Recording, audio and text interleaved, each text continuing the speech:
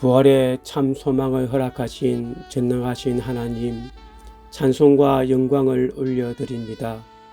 죄 많고 허물 많은 저희들을 위하여 조롱과 수치를 당하시고 손과 발에 못을 박히는 십자가의 그 고통까지 감내하시고 마지막 그 말씀 다 이루었다 하심으로 저희들을 구원의 자리로 인도하신 주님의 크신 사랑에 감사를 드립니다. 십자가의 그 사랑 어찌 다 헤아릴 수 있는지요. 은혜를 입은 저희들은 베푸신 사랑에 감사하는 마음을 가슴에 간직하고 입술로만 감사함을 고백하며 우리의 자리에 주저앉아 있는 저희들의 모습임을 고백합니다. 귀한 것을 받고도 전하지 못하고 갚지 못하는 소극적인 삶을 용서하여 주시옵소서.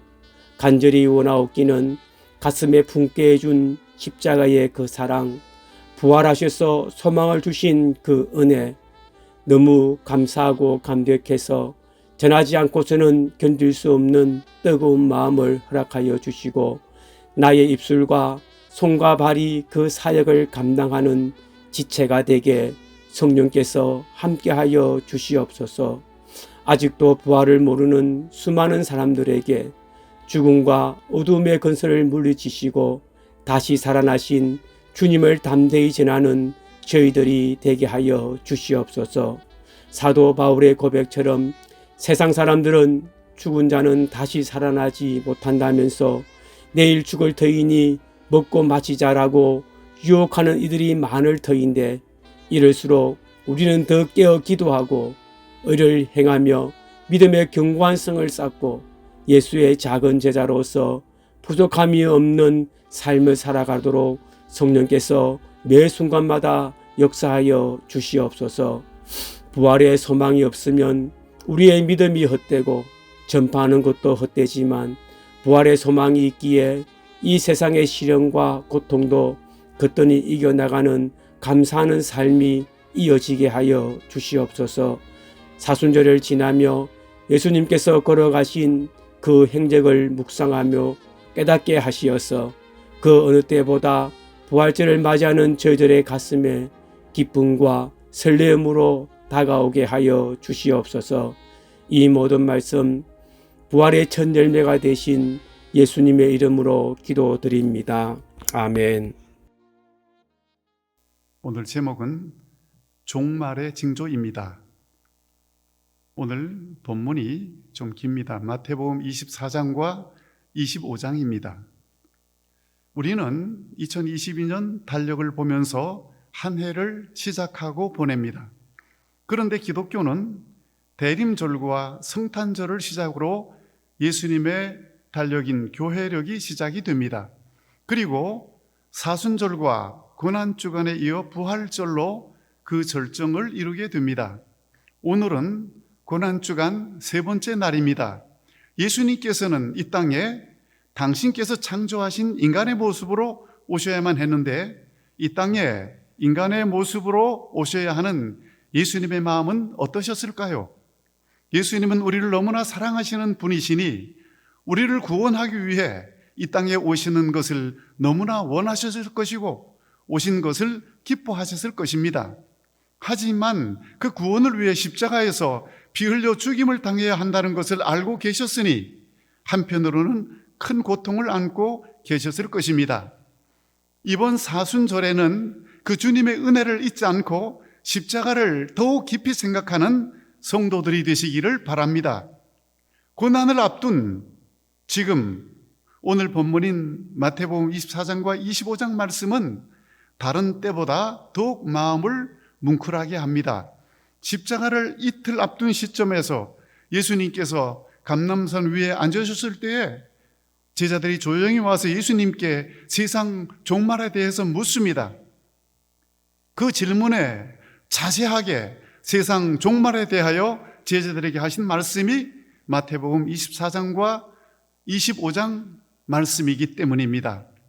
예수님의 마음을 헤아리면서 말씀을 보고 묵상하면 예수님이 하나님께 얼마나 충성된 종이었는지, 그리고 예수님이 우리를 얼마나 사랑하셨는지를 더욱 깨닫게 될 것입니다. 오늘 본문 중에 24장 말씀만 보겠습니다. 마태복음 24장은 세상 종말의 징조와 환난에 대한 예언입니다. 마태복음 24장 1절 2절의 예언은 1차적으로 AD 70년 예루살렘 멸망으로 성취되었지만 예수님 재림 때 완전히 성취될 것입니다. 마태복음 24장 4절의 말세에 성도가 주의해야 할 것은 사람의 미혹과 거짓 그리스도입니다. 말세에는 거짓 선지자들이 예수님의 이름으로 오게 됩니다. 그들은 사탄의 일꾼이며 철학과 헛된 속임으로 성도를 속이고 진리를 회방할 것입니다. 6절로 8절에 말세에 나타날 재난의 징조는 난리와 전쟁과 기근과 지진입니다.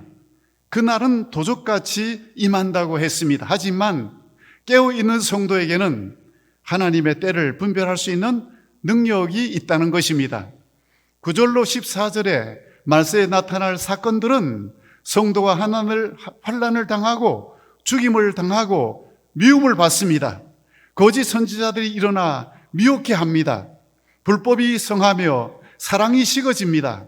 천국 복음이 세상 끝까지 전파됩니다. 말세에 나타날 사건들을 주님이 이렇게 말씀하십니다.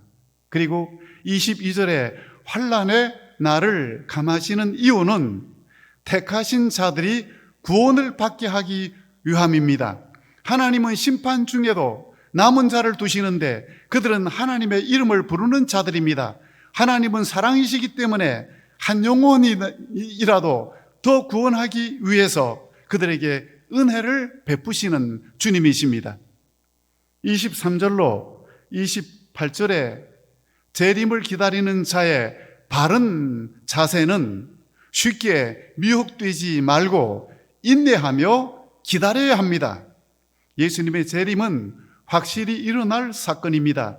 그러나 그 시기와 때는 하나님 외에는 알 수 없습니다. 따라서 성도는 하나님의 말씀을 따라 착실하게 준비하는 삶을 살아야 합니다. 45절에서 51절은 충성된 종과 악한 종에 대한 말씀입니다. 충성된 종은 때를 따라 양식을 나눠주어 주인이 올 때 칭찬받고 주인은 그 충성된 종에게 모든 소유를 맡깁니다. 악한 종은 주인이 더디 온다는 생각을 가지고 방탕하다가 주인이 올 때 악하고 게으른 종이라는 책망을 받고 매를 맞고 쫓겨나 슬피 울게 됩니다. 하나님은 모든 것을 공정하게 심판하시는 분이십니다. 그 심판의 기준은 평소에 성도의 생활과 밀접한 관련이 있습니다. 사랑하는 성도 여러분, 평소에 열심을 품고 신앙생활 잘 하셔서 많은 선한 일을 하고 주님 앞에 설 때 착하고 충성된 종으로 주님께 칭찬받고 면류관 받으시기를 축원드립니다.